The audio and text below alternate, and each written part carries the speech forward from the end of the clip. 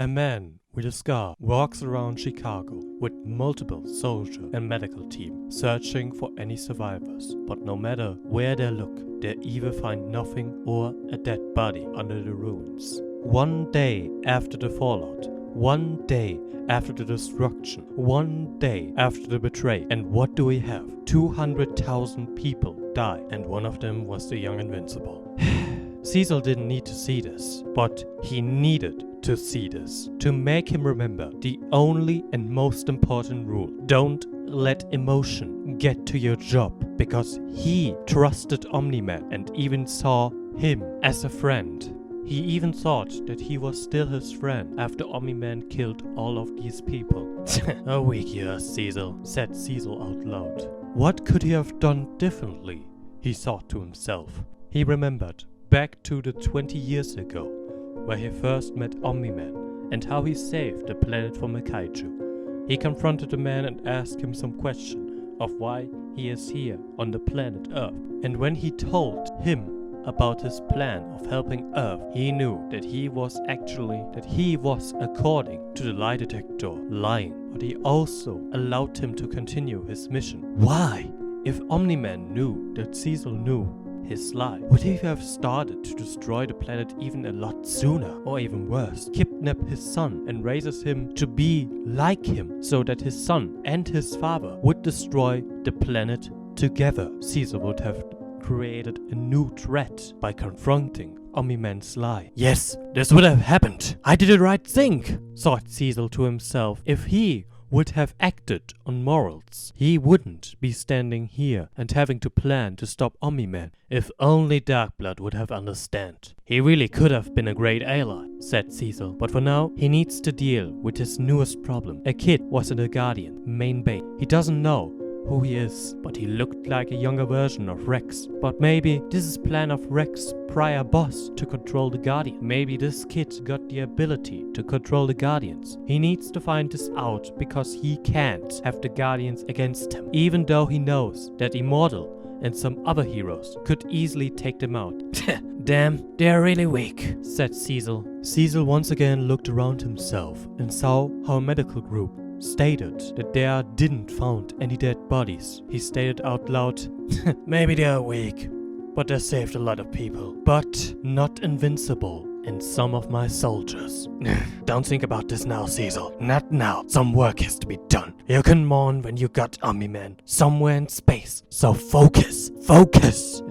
Papa, teleport me away to the Guardians. Send also some of Sinclair's cyborg as a backup. We don't know what will happen when I'm there. Understood. Cecil teleported and some of Sinclair's cyborg were teleported to the Guardian's main base. When they arrived, Cecil noticed one important change. What the hell? The wall is clean. Why is the wall clean? Who told them they were worthy? Robot, where are you? Give me some answers. Where are you? Status. But nobody came. Okay, Unit 4, go left. Unit 3, go right. And Unit 1 and 2, follow me. If I'm right, there's a kid who got the Guardians under their control. But remember, don't use lethal force. All of the cyborgs nodded. And no eating. You got that? All of the cyborgs looked unfazed, like they didn't care about this.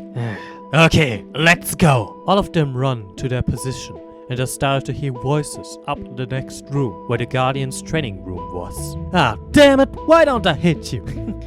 You need to try better. Well, we see. Okay, this seems normal, thought Cecil. This was just Rex and the girls, but maybe this should be a distraction, because no one would bet an eye on this. Or maybe nothing is going on. Maybe everything is alright. No, think, Cecil, think. You made these mistakes once with Omni-man. Now run there and destroy the problem before it will kill 200,000 more people. Alright, freeze everyone on the ground. Where is the mind controller? Everyone looked shocked. Ah, what the hell is that thing? Out of panic, Rex throws a grenade and destroys one of the cyborgs. God damn it! Do you know how expensive these are? Your mind controller will pay for it. Just you know it. Who the hell do you mean? What is the meaning of this? We're looking after the mind controller. The kid who looks like a younger version of Rex. Boy, I wish he was something like this, man. Would at least be a villain or something who would act without my permission and not my co-worker. What do you mean by that, Rex? By the way, what are these monsters behind you? You are not allowed to ask questions because I ask you a question. So tell me, what do you mean by co-workers? He means me, Cecil. A voice was behind Cecil. It sounded like the voice of a child. It was him. Okay, kid. Tell us, what did you do? And don't try any tricks. I got so many cyborgs on you that you couldn't even try to do anything funny. Oh, these robots? I wouldn't call these robots. Out of nowhere, all of the robots were shut down. I would call them trash cans. This is a robot. Out of nowhere, an armor of metal showed up and covered the young boy. This almost looked familiar, thought Cecil. But after the young boy was fully covered by the armor, he knew who he was. Okay, robot, you have a lot of explaining to do. During the 20 minutes where Robot, or Rudy, explained his whole situation in the Guardian's meeting room, was Cecil dead quiet. The only thing that could be seen as an answer or as a loud was the now and then clenching of a fist or the gritting of his teeth. And that's how we came to the situation. I hope you understand everything. You can bet I have, Robot. You are fired. Wait, what? Why? Why? Cecil punched with his hands on the table. First of all, you freed criminals. Not for a mission or to save the world, but for your own selfish goals. To be near Monster Girl. Amanda, don't you even dare interrupting me now. A murderous intent came out of Cecil's eye. Who can blame him? He is in some points to blame that 200,000 people died, and now his own special forces are becoming like Omni-man, renegades. How can any man keep his cool in these kinds of situations? Through your action, a guard was injured and a shop was robbed. Maybe some minor crimes in your eyes when you just wanted to be near someone. But think of what could happen. I calculated.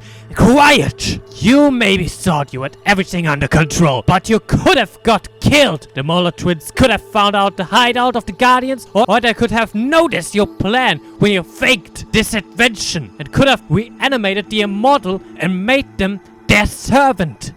Second, you stole the DNA of a fellow co-worker without their permission. Third, which was actually the only reason to be here, was that you and your team didn't follow my orders and made through your action sure that we couldn't defend ourselves against Omni-man. We thought Invincible could handle this. Invincible is dead! Wait, what? Yeah. We keep this a secret. We don't want the public to think that we lost our only shot against Omni-man. Cecil, if we knew, you knew about this. My orders were, you are the only hope against Omni-man. Be ready. And what did you do? Saved life. This is the only reason why we don't put you behind bars right now. But let me say following. We sent some heroes out to deal with the situation, meaning that you could have helped us in this situation. But the heroes couldn't arrive as quickly as we did. Yes, this is true. But just look at what we lost because you weren't there. Mark Grayson was the only person who could have defeated Omni-man beside the Guardians. But no, both are dead. And both of these deaths will doom us all. But we are still here. And even so, how can I trust you when you're not following any orders? How can I rely on you when you're not there when I need you? Silence is plaguing the room. No one says a word. I'm sorry. You should be, but you're still worth something. Your intellect is as sharp as a weapon against anyone. If I would fire you, who would say you wouldn't use your intellect to kill us all? I don't need an Omni-man number 2. So, I'm not fired? No, you're just demoted. Immortal and Brick will take over your job. Wait, what? You can do this? I can and I will. If you prove to be a valuable ally, I will reconsider my choice. But for now, you are demoted. You need to understand that you are under my control. Step one more time out of line, and I will not hesitate to put your brain in your glass box once again. Did I make myself clear? I ask, did I make myself clear about this, robot? It's Rudy, sir. Prove me that you are on our side, and I will call you whatever you want. Deal? Cecil put out his hand, it was important to showcase a bit of respect, because who might know if his word would ignite some radical ideas in this mind. A simple but rather affected handshake symbolizes trust. Everything is coming down to this simple handshake, if he takes it or not.